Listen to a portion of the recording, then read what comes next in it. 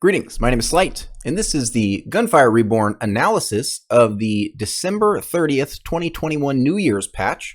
We're going to go through what I think is important, and I'm going to try not to waste your time by literally reading this out to you. And there's going to be some stuff I'm going to skip and some stuff we're going to talk about a little bit more than other stuff. So without further ado, let's get moving. I'd say the first important thing here is let's take the context of this patch into the forefront. What this means is this is an update to fix bugs, adjustments, optimize heroes, weapons levels, and the reincarnation difficulty. Now I know you can't quite see there, and I'm keeping my webcam up, so I can't see it either. So we're in this together, okay? But the most important thing is that we are still working hard to further polish the game. So what that means to me, and what I can take from that as a key point, is that the game intends to be continued to be updated. If I was a game developer, once I got to the game to this position would be when I would be most interested personally in working on it, because now we have a basis, and now we get to play. Now we can play with balance. We can see if we can make certain things more interesting and less interesting by changing some of the core mechanics that we've already laid out. I don't know if the devs are in the exact same position as me.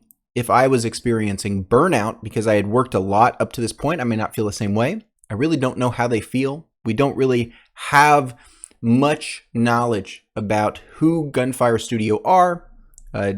Duoyi Studio, I may be butchering that. And so we don't really know, but we do know they're going to continue working on this game. So one of the things I'm going to say up front is that there are changes in here that are not enough, okay?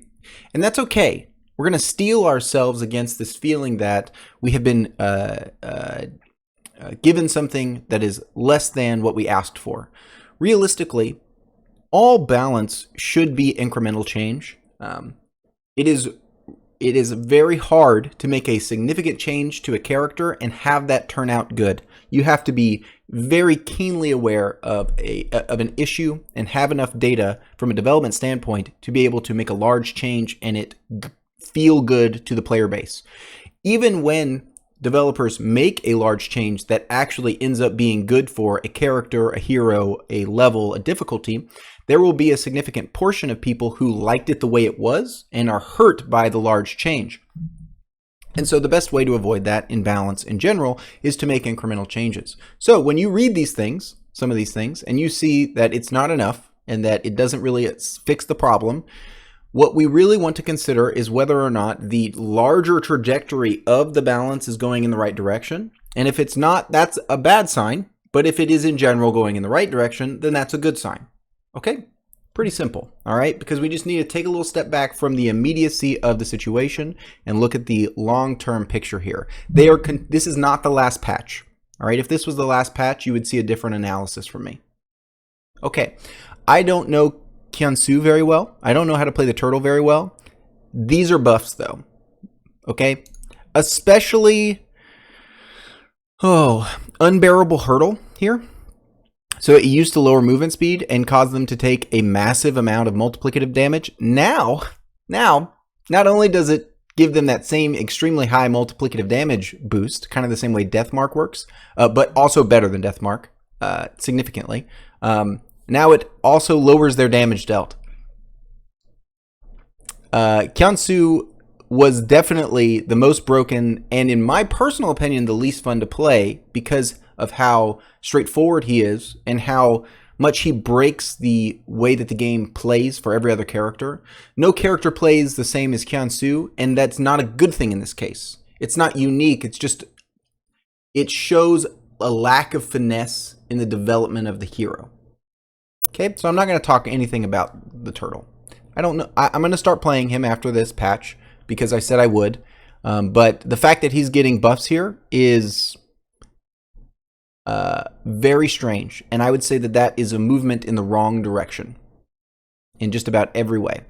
So I just released a rant video about Albai, which clearly caused all of these changes. All right, they developed this in one day just for me. Really, this isn't about you. This is about me. So Albai's overloading. Now I will say I liked the way overloading was before. So the new one now increases your reload speed by 20, 35, 50%, and then you get weapon damage. So that's obviously way better in the tree that it's in. So this is obviously much better in the explosion tree. This makes sense with explosives. 20% reload speed is fine. 50% is pretty good. The weapon damage is pretty good. I'd say overall this is a fine inscription. I mean, fine ascension. Gosh, it's so hard to say those correctly. This seems okay. It doesn't seem amazing, but I haven't played with it yet, so we'll see. Golden Comeback got changed. Now it's not trash, hopefully. While dual wielding, you gain damage taken reduction for a certain amount of hits and obtain an additional chance at lowering the damage taken every 3 seconds when this ascension is upgraded to level 3. Okay, so gain an additional chance of lowering the damage. So that means you gain a charge, is what they're saying. You gain a charge every 3 seconds when this ascension is upgraded to level 3. Okay, so at level 3, not only do you have 9, but you're gaining charges as well.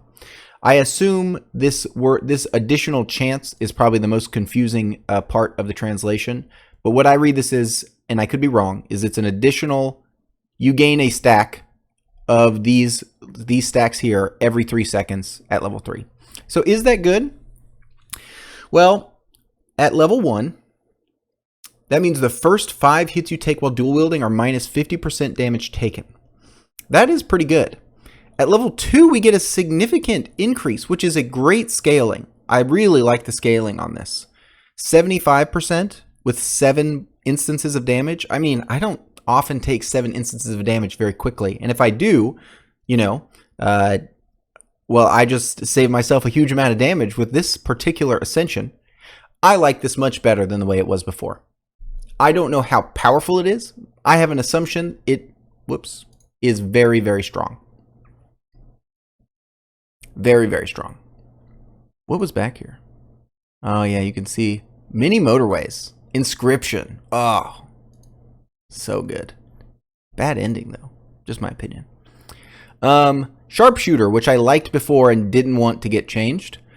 Now it's giving you accuracy and rate of fire. Okay, so they kind of switched Sharpshooter and overloading, right? After dual wielding, you can reduce the duration in a 1-to-1 per second. So not percentage. Interesting. So what this means is at level... interesting. I feel like there's a way to abuse this. So... oh, yes. Altana told me about this. Okay, and I didn't really put it together until just now, frankly. I acted like I understood, and I don't think I did until right now. But basically, you can increase your... so dual wield lasts 20 seconds before it's upgraded, but it has a cooldown of 30 seconds. So once you get a couple upgrades of battle tested, I think, the one that increases your duration of dual wield, you can get your actual duration above 30 seconds, right? So once your dual wield duration is above 30 seconds... if it's at 40 seconds, let's say, then when you cancel dual wield, you'll reduce the cooldown to 0, and then you can dual wield again. I wonder what the overlap is, but I mean, that's an immediate infinite dual wield combo with that inscription. This seems good, and I'm okay with it. All right, it's a 1 point. It requires you to have, I think, at least 2 points in battle tested for you to get that. And it's not clear whether or not that's powerful. But there's a way to kind of infinite dual wield because of the way that this is set up now with battle tested. Is it good? I don't know. Twin Gunner has better scaling. I personally think that this is a fine way to go. This is better than it was. I think it's still pretty trash in general. I think that what I liked about it was that it was like risk or reward. If you could handle the ammo consumption, you would get the big bonus. And I wanted them to go further down that path. Now it seems like they've done this sort of half measure where like you get, like you would only pick it if you can handle the ammo consumption, but then later you don't have the ammo problem. So like, why did you even want to get it in the first place? Or like, because you would have to be able to handle the ammo problem earlier. It's still a 1 point wonder and it's not worth upgrading. So I'd say this is, in general, like kind of a bad direction to go. Lucky ammo. Level 3 was the do not consume ammo, which was so good. And now it's 40% with a 20% extra lucky shot for 1 second if a crit and a lucky shot are triggered simultaneously. And I assume that stacks.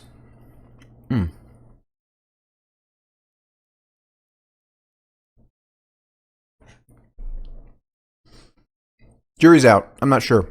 This could be really strong. Say you have a weapon that hits a lot of crits and this stacks. And like say you hit 5 hits in a second. You could have like a plus 100 lucky shot.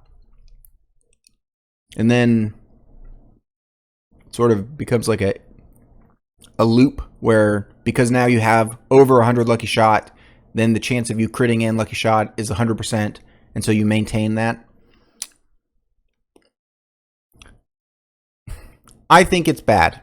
The reason I think it's bad is because it's not worth, like the only reason lucky ammo was good beforehand was because the last level was incredible. Incredible. All right. It almost made it worth it taking the first 2. But now it's like, well, more lucky shot. You know, maybe it's good, but the first 2 levels are trash. So I don't like it. I mean, I could be wrong, but my assumption is that this is like this is not a buff. It's not a buff. This is not really a buff. Meaningfully, not a buff. This is not clear whether it's a buff or not. It probably is because of the way you can abuse it. All right. This is a buff, I think. I like this. This is not clear whether or not it's a buff. Like, Sharpshooter was so good because it was a 1 point minus 50% reload speed. All right. And that was very powerful in a lot of different ways, not just in one way. Now we have to spend 3 points to get our reload speed up to 50%. Not clearly a buff, you know? Okay, ammo expert. Now it recovers reserve ammo every second. And while dual wielding, you double the amount recovered. And there's a significant chance not to consume any ammo when you shoot. Really like that. I think it's a very positive change. And it's sort of worth upgrading later. And this fits in some builds that don't usually get played as much. I think this is a great change. And clearly a buff, which I like. Dual wield will no longer be interrupted by changing weapons that are dual wieldable. I don't think Does that mean you can pick up a new weapon? Is that what it says?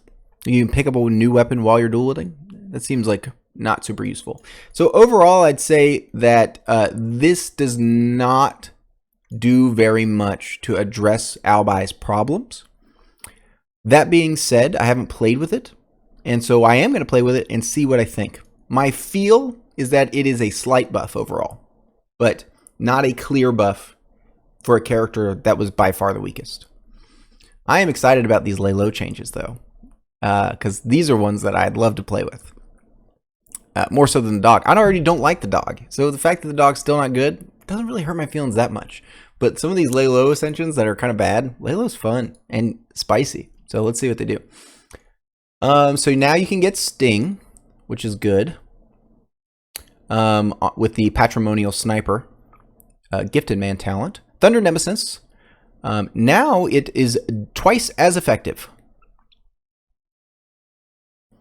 Right? Because it does it when Fatal Current starts and ends. Interesting. Heart of Battle got a buff. No longer is it fatal reduce cooldown on critical kill. It's a little easier to do it because now you can do shock effects. And so this becomes more interesting because it has a high... Oh, I did it again. I feel like every time I have to do that, I think I watched a video of this guy who was doing one of these and had I mean, I don't think that I have any inappropriate games on here, but that guy did. And now he only had 2 games. What a fool. What a fool. That's all I can say. What are you doing? It's like a famous video on the internet.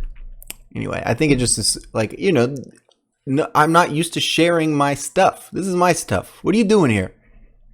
Come on. What are you doing here? Anyway, I'll talk about why you're here. It's because of this. Lightning Governor, level 3 effect has been buffed, I think. Now, before it was if a chain lightning had to kill the enemy, then it would increase the duration. Now it's just any kill which I think is much, much more powerful. But that poses some interesting positions. So you can't use a weapon to kill something because that will end the fatal current. So what this means is, like, if Thunderbolt kills something, then it will work. I had the coolest idea for a build just now. Anyway, I'll tell you it since you're here. You could use Bolt from the Blue, get the new, we haven't seen it yet, but there's a magnetic coil upgrade. Magnetic coil triggers shock.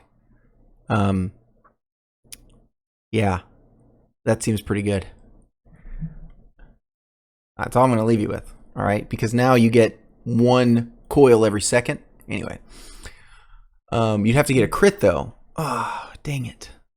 I was so excited. It's not going to work. Okay, anyway. This seems better.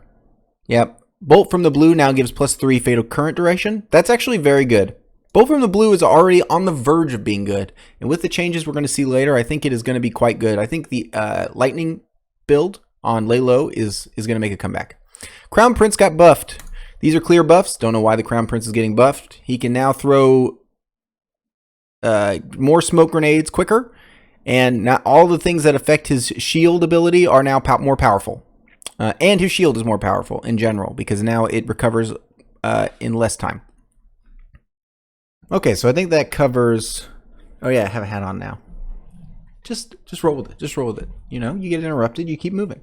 All right, so the Sunder, I really like the changes here. You know, basically what I'm getting out of this is that you are more consistently going to be getting more damage. Also, this does piercing now, which is great.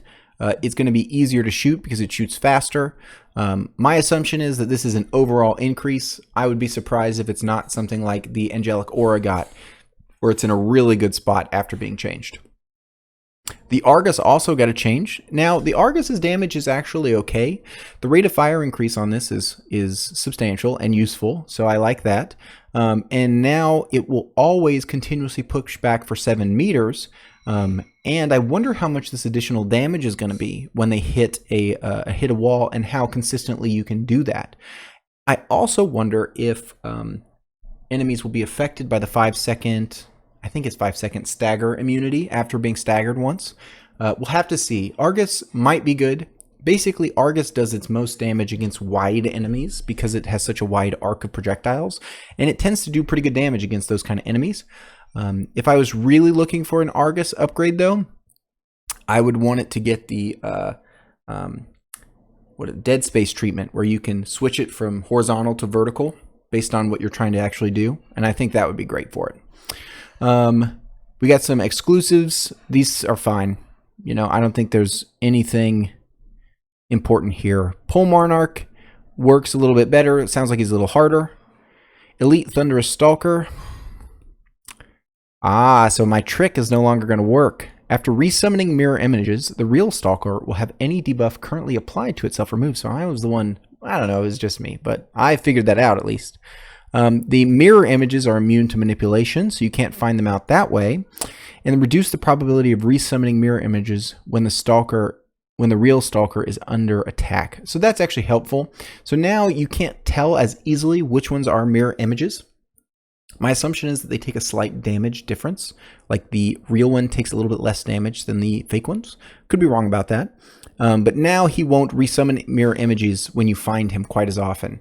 And that was pretty annoying if you didn't have a very high damage build in the previous setup.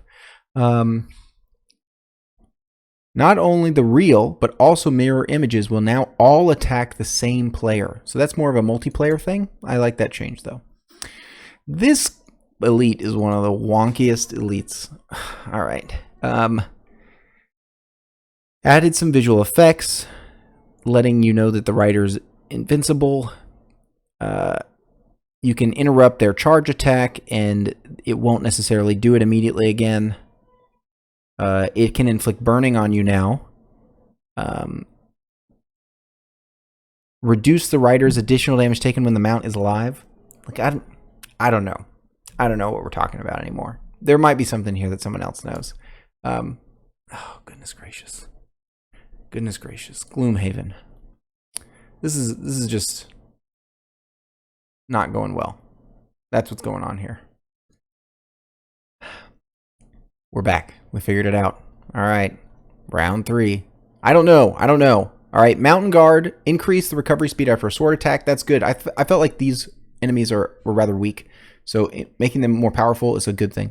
And increasing the probability of actually hitting you with the slam attack or trying to hit you with the slam attack is a good thing because that was their most powerful attack. So increasing the attack of these, increasing the threat of these is going to be much better for making the snow area, Jokul, more terrifying. Mandrel Calvary, sure, we did some stuff to that. There's new things here. The HP seals increased in reincarnation difficulty. I didn't think it was a problem, so it's even easier than it was, and I didn't think it was too hard already. Okay, nothing special.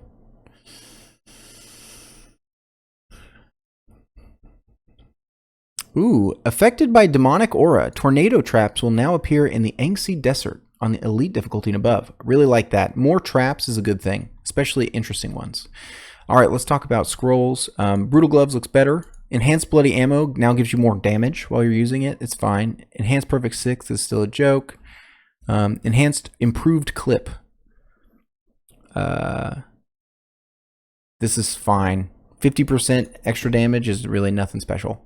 Giant Slayer now does more damage when you have more players in the squad. Sure, that's great. Enhanced Ninja Invincibility is a little bit better. So this goes up to 10 stacks. So no longer up to 100%, up to 50%, but only resets at reaching max stack. So all the way up, you're getting extra lucky shot. So I think this is very good. Enhanced Rock Hard Determination got a slight buff. That's fine. Enhanced Lightless Shield is less complicated. It just gives you 1 extra stack, which is great. Enhanced Phantom Skin is less complicated. It just restores shield and armor. And it does 100% shield and armor. So I like that. Both of those did too many, like, why do different things? Just, do the one thing. I like this better. So this is what I was, theory crafting about, but not doing a good job about it. Now these ones now release a wave every time you deal a crit hit, which I can see getting really, really ridiculous really, really fast. These are interesting now because they allow you to not necessarily have a way to apply the elemental effect of this particular type, but you can consistently apply it to enemies who are near you, and I think that's very powerful. The enhanced airbag now actually loses HP the way it should be, so it doesn't just lose its synergies, and some of the prices have changed. Sure. Splinter Orb got buffed. Now we reduce the energy orb cooldown for each enemy hit by energy orb, which sounds like it's incredible if it works the way I think it is. Weapon Genius is absolutely broken now. 50% dual wield cooldown, plus 75% lucky shot chance while dual wielding, and offhand shares the same level as the main hand. I mean, that sounds amazing. Battle Scarred is different. Now you take damage reduction for every 2% HP you have. So at max HP, you're getting minus 50% damage taken, or 49%, something like that. And then at very low HP, you get a 5 HP per second recovery. This seems very powerful. Very powerful. Not insanely broken, but very powerful. Unstoppable Momentum got a buff. It was already very good, as I recently showed in my All or Nothing how to play. So anything that makes this better, I think, serves as a chance to make this completely overpowered. In general, I don't like this change, and I think that the people who complained about it being too hard to fix basically just needed to play the build more and learn how to play it. So I don't think this is a good change.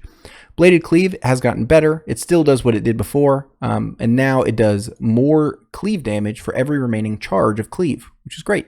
Lightning Messenger got nerfed from a 10 meter shock infliction to 3, which is fine. It's still incredibly strong and doesn't affect the play style of the of the thing very much at all. It's still incredibly powerful, and this change just took it from like so bonkers it's ridiculous to like it's really, really, really, really good. High-powered arc seems very strong. When casting Chain Lightning, you get plus 100%, plus 150% base Chain Lightning damage for each increase to the maximum bounces. So it bounces twice at the beginning. So initially you're getting plus 300% base damage on every hit of Chain Lightning. All right, 1 level of Tesla Coil. Let's go. Let's go. Seems really good. Thunder and Glory, minus 50% Fatal Current cooldown. For every enemy hit by a Thunderbolt, 40% base damage to the next bolt for 10 seconds. This plus the new Thunder Nemesis is something I'm going to have to try. It sounds like it could legitimately be good. Sword Mastery, plus 50% rate of fire when using swords out, and you can stack it when it's on cooldown. So this was just a buff. I think Sword Mastery was already quite good. And people who complained about it didn't quite know how to use it. It is a little underwhelming, but this just makes it, you know, really, really, really, really strong. I think that this is overtuned. Ice Blade got a bonus for multiplayer, and I think, I mean, it was already really strong in multiplayer, but I mean, I think this is a good quality of life change. If you want it to be this value and this value, then it should be this times the number of players. You know, I don't think you should be punished just for playing multiplayer. Backfire seems like it's been changed so that you can self-trigger it when you hit with hurdle. Sure, that seems completely silly because you can do the infinite hurdle thing with Backfire now. Great. Great. Good Man looks like it's been improved, but I don't play multiplayer, so a Good Man is probably fine. Apparently, you can revive people 10 times in 180 seconds, and that's what the game is supposed to be in multiplayer. And Copycat got buffed, actually, and it got buffed for multiplayer, and now they last longer, so that seems great. There's some stuff here. Cutscenes are now skippable. You guys have all seen this. What do I need to talk about? Let's go to bug fixes. All right. So I'm interested in this. I don't know what this is talking about, and I hope this doesn't mess up any of my Hail of Bullets combos for Qin the bird. Chain Lightning. Okay, I'm going to pause until I find something. This one's good. What an amateur. I'm eating. What an amateur. Fixed an issue where the scroll rich privileges might be influenced by multiple irrelevant ascensions. That seems like it might affect or might have affected rich privileges in certain situations. I've seen that particular scroll do incredible damage before. This is a nice change. Weapons like Deafening Mortar and Woodpecker can no longer come with inappropriate enhanced inscriptions. And I think that might be like rate of fire increase would be my guess. I'm interested what this means. Fixed abnormal damage dealt with the Gemini of killing an enemy. It's this new Gemini that I think is pretty weak. I'm wondering if this changes it to like 50% multiplicative. We'll find out.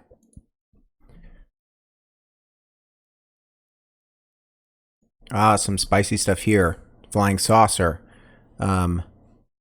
So fix an issue where it cannot be frozen by energy orbs. We recently just saw that in my energy orb build. And now it is no longer immune to miasma, which I thought was intentional, but it doesn't seem like that's the case because they say it was an issue. So now miasma will absolutely chunk that thing down, is my assumption, is that it will do very, very good damage. Could be wrong, we'll see. And I thought this was also intentional, that there was a fixed damage limit, like it was an elite, basically, was my assumption, that it was intentionally done this way. But it doesn't seem like that's the case, because they're sort of reverting all of that. Okay, I think that covers everything that I wanted to talk about. I think in general, this is going in the right direction. I think that whoever on the team is doing hero balance might need to recalibrate their goals. I think these lay low changes are in the right direction, everything else seems a bit off. Everything else seems like it's potentially not going in the best direction. Obviously, I think overall Albai is going in the right direction, but it's a very small change. And I think that the Kyunsu changes are really, really, what is the word? Sort of out of touch with the current understanding of this hero. Pretty much everyone thinks this hero is overpowered. So buffs to it are not the right direction. Really not the right direction. So this kind of is worrying me as far as the longevity of my interest in the game. Because the less balanced it is, the less fun it is. And it doesn't need to be perfectly balanced. It just needs to meet like a critical threshold of balance, right? And I don't know if this moved us. I think for Lalo and Albai, I can say that for sure it did move us in that direction. Crown Prince is already very strong, and Kyunsu is the best hero in the game. And I don't even play him, and I'm well aware that he is. So, interesting. Well, hopefully that was helpful. Hopefully you took something away from my analysis of the patch. Without more to say, I'm going to go ahead and play. I'll see you in the next video. See ya. Bye.